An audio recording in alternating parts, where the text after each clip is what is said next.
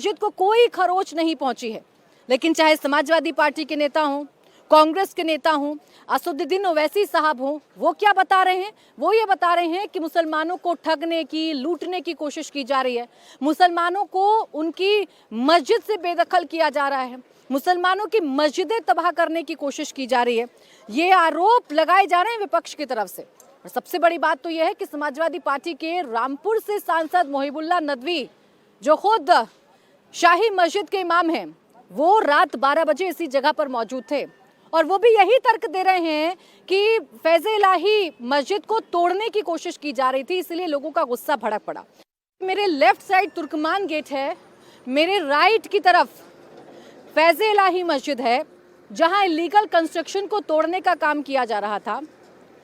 और इसके बाद मेरे ठीक पीछे वो एरिया है जहां से भीड़ निकली थी। आइए आपको दिखाती हूँ। मेरे ठीक पीछे वो एरिया है जहां से भीड़ निकली थी। ये अरुणा आसिफ अली रोड है और एक जो हिस्सा है इस रोड का वो दरियागंज की तरफ जाता है। ये हिस्सा दरियागंज की तरफ जाता है और इसी रोड से अगर आप सीधा सीधा आगे की तरफ बढ़ेंगे, तुर्कमान गेट होते हुए अगर आप सीधा के सीधा आगे की तरफ बढ़ेंगे तो मेरे कैमरा सहयोगी आपको दिखाएंगे, ये जो हिस्सा है ये पहाड़गंज की तरफ चला जाता है। लेकिन इस रोड पर क्या हुआ, कल रात क्या हुआ, तो आइए आपको समझाती हूँ। ये पूरी रोड जो थी वो खचाखच भीड़ से भरी हुई थी और ये भीड़ क्या कह रही थी? मेरे शेरों आज बाहर निकलो। ये भीड़ क्या कह रही थी? आज की रात आपको काली करनी है। ये भीड़ क्या कह रही थी? कि मस्जिद को खरोच नहीं आने देंगे। जबकि मस्जिद मैंने आपको दिखाई सही सलामत खड़ी हुई नजर आ रही है। अब आप देखिए कल क्या हुआ होगा। यहाँ ये स्कूटी गिरी पड़ी है, यहाँ पत्थर फैले हुए नजर आ रहे हैं, यहाँ भीड़ जो कुछ कर सकती थी भीड़ ने सब कुछ किया। ये हज हाउस है और इस हज हाउस के पास से ही बड़ी संख्या में भीड़ निकल रही थी, मॉब निकल रही थी और ये जो पूरी की पूरी सड़क है ये खचाखच भरी हुई नज़र आ रही थी। यहाँ कांच के शीशे हैं, टूटे फूटे पत्थर हैं, ये सब कुछ नज़र आएगा। और यहीं पर ये आवाज़ें लगाई जा रही थी कि दुकानें बंद कर दो। यहीं पर ये आवाज़ें लगाई जा रही थी कि दुकानें बंद कर दो, सब लोग बाहर आ जाओ। ऐसा लग रहा था न जाने कौन सी कयामत है जो यहाँ के लोगों पर टूट रही है। जबकि ये कयामत लोगों पर नहीं, ये कयामत अवैध इंक्रोचमेंट पर यानी कि अवैध निर्माण पर टूट रही थी। आप देखिए, मैं बार बार इन पत्थरों को आपके सामने रख रही हूँ। कितना बड़ा पत्थर है ये, कितना बड़ा ईंट का हिस्सा है। आप सोचिए पत्थरबाजों के हाथ में जब ये होगा और पुलिस वाले को जाकर लगा होगा तो पुलिस वालों की हालत क्या रही होगी, कितने बुरे जख्म उनको मिले होंगे। ये स्कूटी आप देखिए गिरी हुई है, चूंकि भीड़ बहुत तेजी के साथ आगे बढ़ रही थी, चिल्ला रही थी भीड़ ये कह रही थी आगे बढ़िए, हम अपनी मस्जिद को बचा कर रहेंगे। देखिए ये स्कूटी यहाँ गिरी हुई है, ये स्कूटी यहाँ गिरी हुई है और ये जो हिस्सा है ये है बड़ी मस्जिद। यहीं से भीड़ आगे की तरफ तेजी के साथ दौड़ रही थी और सिर्फ यही शोर मचा रही थी कि हमें अपनी मस्जिद को गिरने से बचाना है। जबकि कोर्ट का ऑर्डर क्या था? कोर्ट का ऑर्डर ये था कि मस्जिद के आसपास जितना भी एनक्रोचमेंट हुआ है, जितना भी लीगल तरीके से सामान इकट्ठा कर लिया गया है या कंस्ट्रक्शन कर लिया गया है, उसे गिराना है। तो ये सच्चाई है, लेकिन इस पर सियासत बड़ी बेजोड़ हो रही है और सियासत ये बता रही है कि आज फैज़-ए-इलाही मस्जिद के बहाने एक बार फिर से अपने वोट बैंक को मजबूत करने की कोशिश की जा रही है।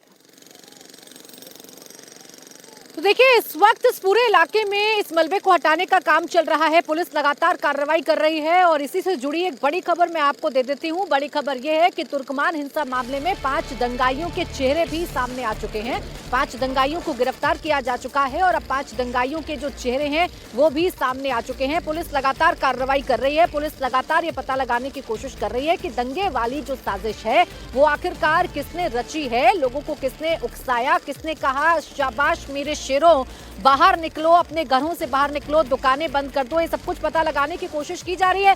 इस पूरे के पूरे इलाके में मैं पुलिस की तैनाती साफ तौर पर देख पा रही हूँ। मस्जिद के आसपास का इलाका जो डेमोलिश किया गया, जहां पर ये अवैध निर्माण को तोड़ा गया है, वहां अब लगातार इस मलबे को हटाने का जो काम है वो लगातार किया जा रहा है। और जैसे जैसे शाम का वक्त बढ़ रहा है वैसे वैसे पुलिस का डिप्लॉयमेंट भी बढ़ता जा रहा है, ताकि इस इलाके को एक बार फिर से कोई दहलाने की कोशिश ना करे, ताकि दंगाइयों की जो मंसूबे हैं वो कामयाब ना हो पाए। इसी पर आज हम चर्चा करेंगे। खास मेहमान हमारे साथ जुड़ रहे हैं, डॉक्टर अजय आलोक, प्रवक्ता भारतीय जनता पार्टी, प्रीत सिरोही हमारे साथ हैं जो पिटिशनर हैं इस पूरे मामले के, सुबोही खान है सोशल एक्टिविस्ट के तौर पर हमारे साथ हैं, सैयद जवाद मुस्लिम एक्टिविस्ट के तौर पर हमारे साथ हैं, कुलदीप कुमार एमएलए और स्पोक्स पर्सन है आम आदमी पार्टी के, और अब्बास हैदर प्रवक्ता समाजवादी पार्टी हमारे साथ हैं। आप सभी का बहुत बहुत स्वागत है।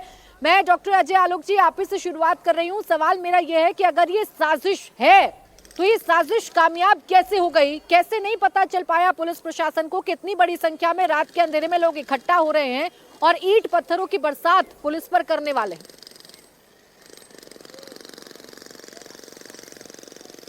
देखिए, ये तुर्कमान गेट का इतिहास अगर आप देखेंगी तो इसका हमेशा से इतिहास अतिक्रमण का रहा है।